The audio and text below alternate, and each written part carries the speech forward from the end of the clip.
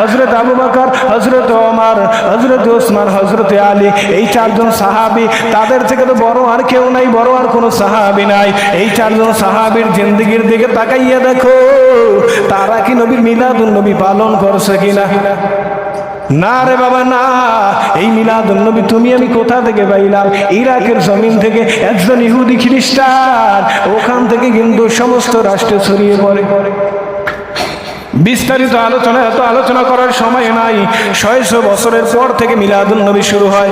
এর আগে কিন্তু জশ্নে জুলুস এগুলো শুরু হয় নাই। এই মিলাদ কিয়াম এগুলো ওখান থেকে শুরু হয়। এর আগে কিন্তু এখন স্পষ্টই ছিল না, এগুলো আগে মানুষ জানতো না। এখন বর্তমানে মানুষ বেশি দেয় না ফলাইছে। কিন্তু বাবা একটা কথা মনে রাখবা, এই নবী মুহাম্মদকে যদি ভালোবাসতে পারো,